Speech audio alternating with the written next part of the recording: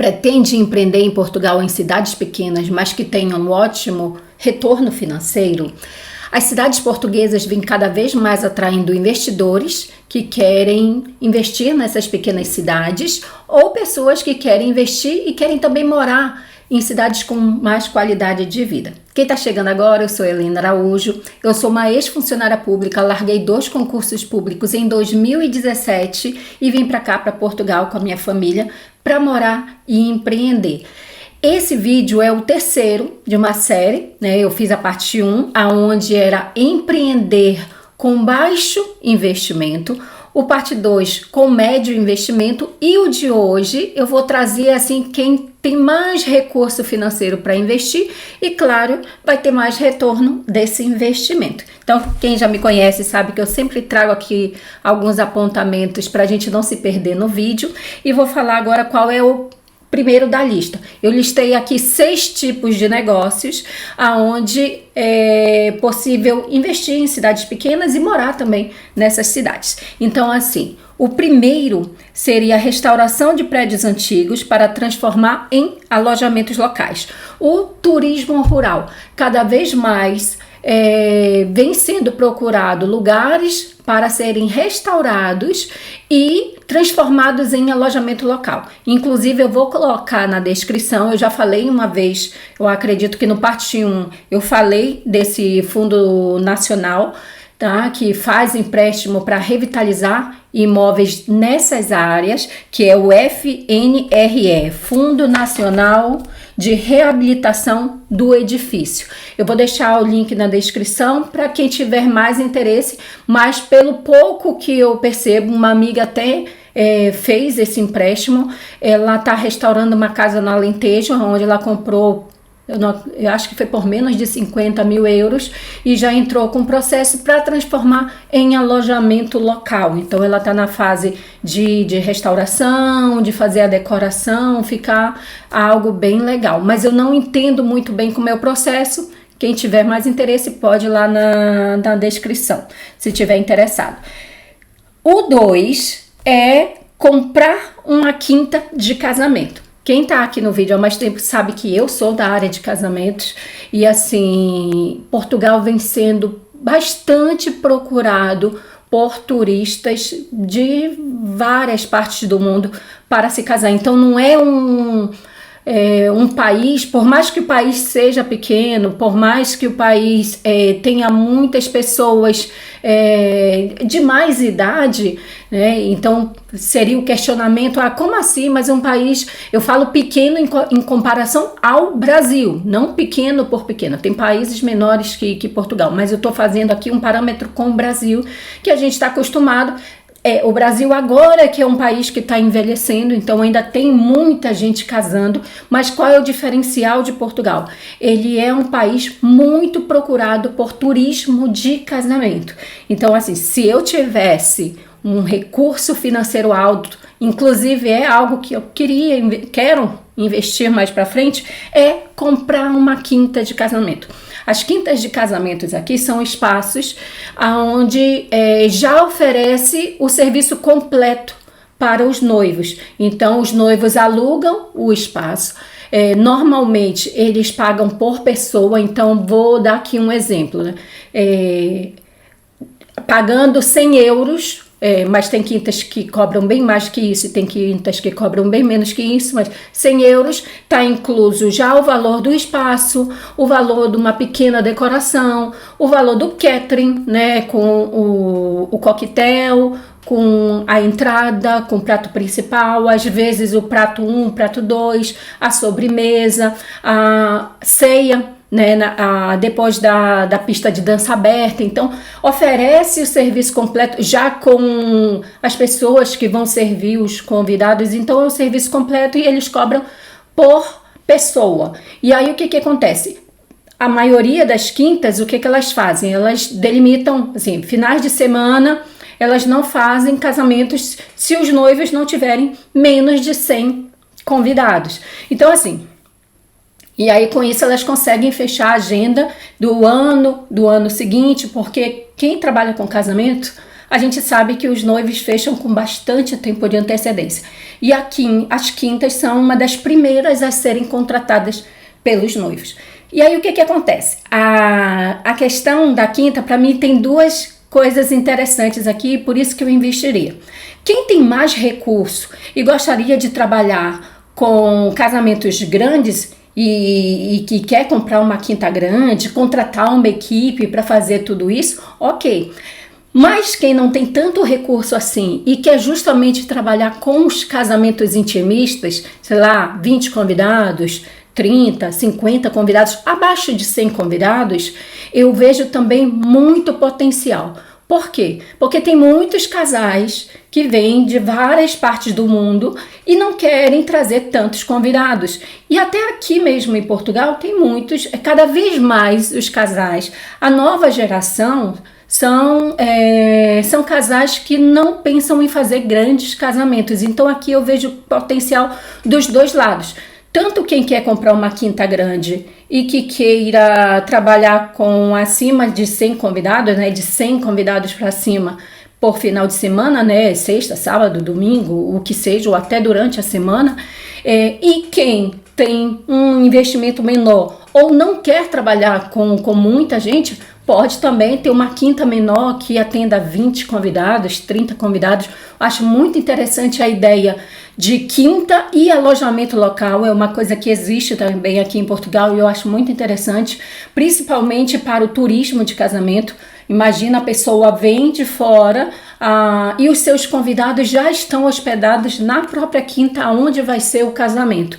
Então, assim, é uma área que eu gosto bastante. A única questão aqui é que eu vejo que não dá para ser em cidades pequenas tão afastadas de Lisboa, do Porto, do Algarve, dos grandes centros, porque uma vez que esses turistas vêm de longe, eles não vão querer se afastar tanto da cidade de Lisboa ou da cidade do Porto, onde eles queiram ficar hospedados para conhecer também o país. Então, sendo um pouco mais próximo, é vantajoso. Mas assim, mesmo as quintas, dependendo da estrutura da quinta, se for uma quinta onde essa pessoa, tanto o casal quanto os seus convidados conseguirem ficar hospedados e isolados por um tempo, mas tem toda uma estrutura na quinta, também é viável. Mas eu vejo um grande potencial quem quer trabalhar com quintas de casamentos.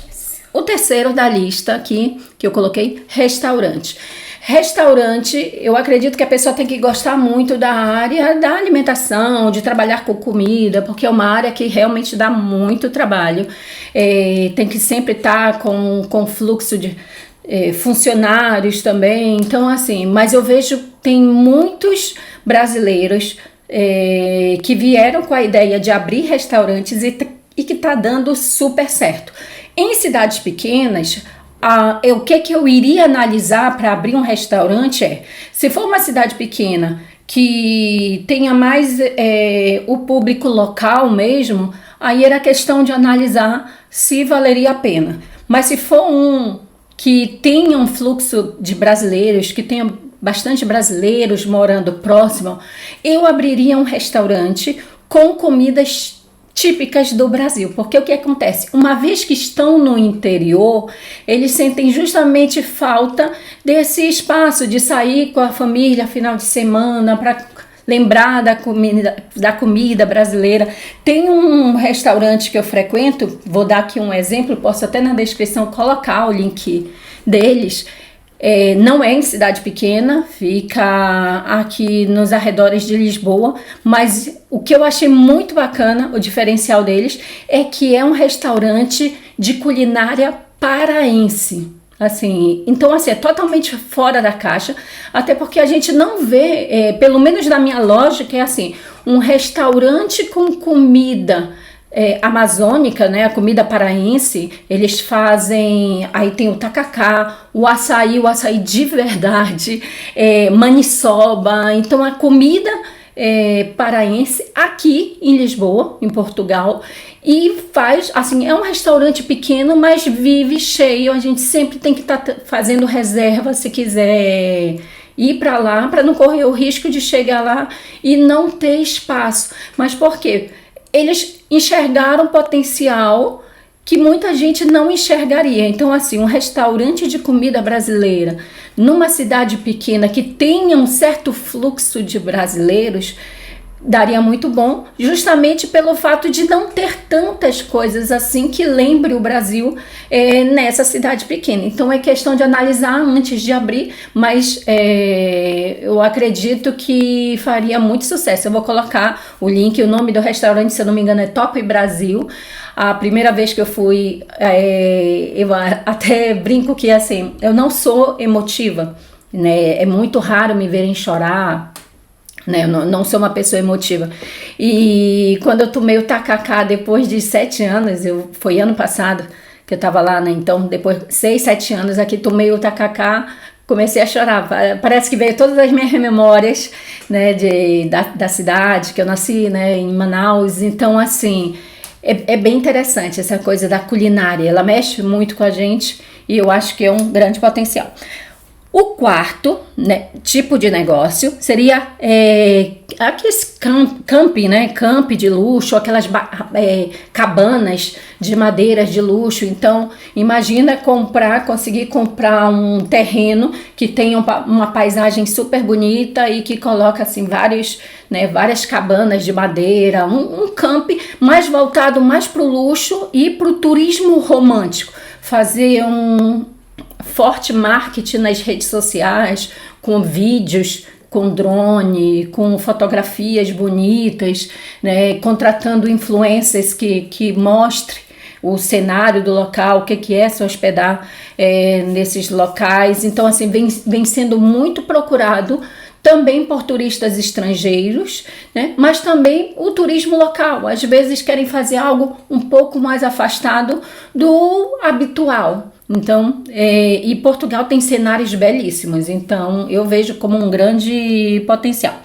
O quinto, centro de retiro, de silêncio e meditação, né? Aproveitar justamente a tranquilidade das cidades pequenas, que também tem esses cenários bem bonitos, e eu vejo que assim, essa coisa da dopamina, do excesso que a gente tem de informação, cada vez mais as pessoas estão procurando fazer um detox de dopamina, se desligar do mundo. Então, ter um retiro desse, um local bonito, com atividades voltadas justamente para o não uso do celular, se afastar das redes sociais, se conectar mais com você mesmo.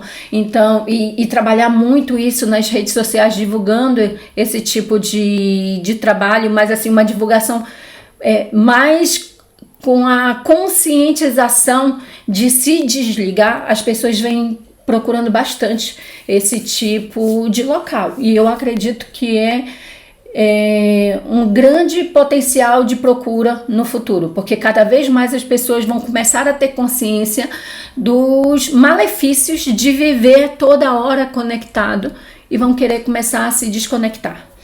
E por fim, né, o último negócio, para quem tem um investimento mais alto, seria viveiro de plantas nativas e resistentes, né?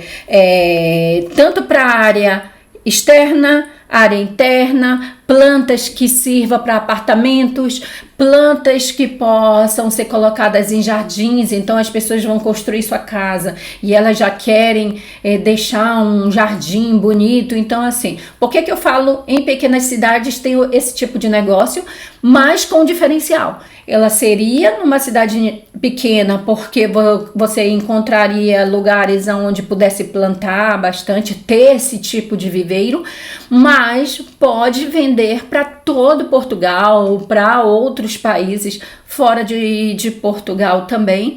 E eu vejo que tem muita gente procurando, né? Desde a época da pandemia, as pessoas cada vez mais estão gostando de ornamentar suas casas com plantas, querem entender qual é a planta de apartamento, qual é a planta externa, plantas frutíferas para quem tem quintal.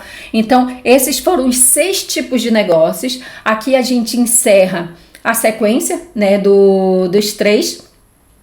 E eu fico por aqui. Quem gostou desse tipo de vídeo, quem não assistiu ainda o primeiro e o segundo, também vou deixar na descrição, mas assistam, né? Tanto o de médio investimento quanto o de baixo investimento, que assim você consegue ter, aqui eu coloquei só 6 ideias, mas na somatória foram várias ideias de negócios para quem quer morar em cidades pequenas, e envia também esse vídeo para quem se interessaria por esse tema. Te espero no próximo vídeo.